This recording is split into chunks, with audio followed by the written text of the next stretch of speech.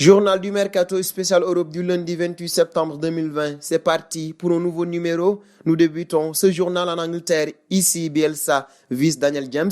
Après de bons débuts sous le maillot de Manchester United la saison dernière, le joueur a un peu flanché en cours de saison au point de ne plus être titularisé régulièrement par Ole Gunnar Solskjaer. Leeds et son manager Marcelo Bielsa voulaient ainsi profiter de la situation pour tenter d'obtenir le prêt du joueur gallois. Pendant un an, les dirigeants de Leeds devraient donc entamer les négociations avec ceux de Manchester United pour le milieu de terrain qui n'a pas joué face à Brighton le samedi dernier. Pour le moment, les Red Devils semblent compter sur leur joueur acheté 17 millions d'euros à Swansea, mais l'avenir de Daniel James pourrait dépendre de l'arrivée d'un ailier supplémentaire, alors que Jadon Sancho et Ivan Perisic seraient convoités.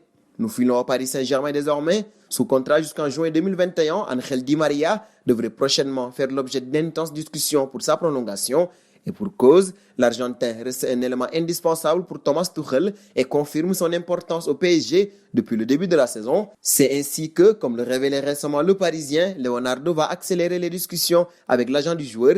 Toutefois, il n'est pas dit qu'il accepte si facilement, puisque du haut de ses 32 ans, Angel Di Maria n'écarterait pas l'hypothèse d'un retour en Argentine. Il confirme d'ailleurs cette tendance. J'en ai parlé avec ma femme. Mon contrat se termine et le PSG veut le renouveler. Je ne veux pas passer au-dessus de ma famille. C'est la chose la plus importante que j'ai, confie-t-il au micro d'ESPN. Nous resterons avec le PSG alors que le Paris Saint-Germain s'approche déjà d'un accord avec Chelsea pour le milieu de terrain français Tchémoué Bakayoko qui rejoindrait Paris en prêt avec option d'achat.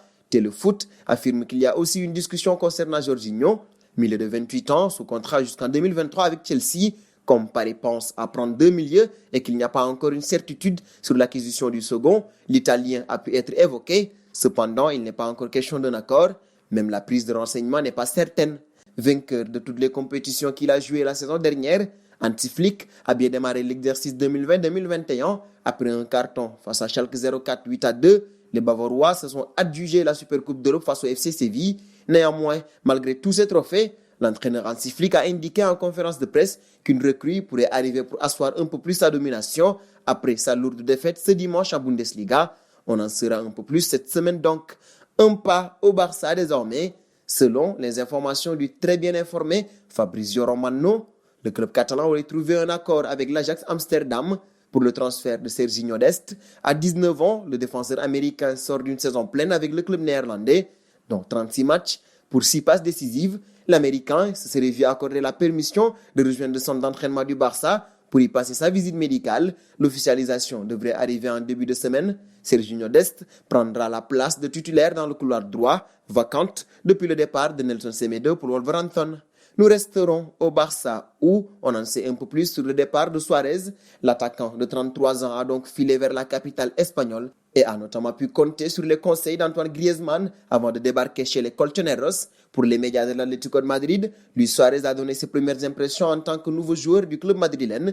L'occasion pour l'Uruguayen de dévoiler le rôle joué par Antoine Griezmann et Diego Godin, proche de Suarez et ancien joueur de l'Atlético de Madrid. Luis Suarez a d'ailleurs marqué ses premiers buts en Liga ce dimanche. Dernier point du journal avec le Real Madrid. Selon la presse espagnole, le Real observe Ganago. Arrivé cet été en provenance de Nice, Ignatius Ganago semble avoir mis tout le monde d'accord sur le fait qu'il pourrait devenir le nouveau goleador du RC Lens. Acheté 6 millions d'euros, la cote de Ganago grimpe déjà et pourrait atteindre rapidement des sommets. Auteur de 3 buts en 4 rencontres, il a déjà tapé dans l'œil de plusieurs recruteurs dont le Real qui voit en lui du Samuel Eto'o.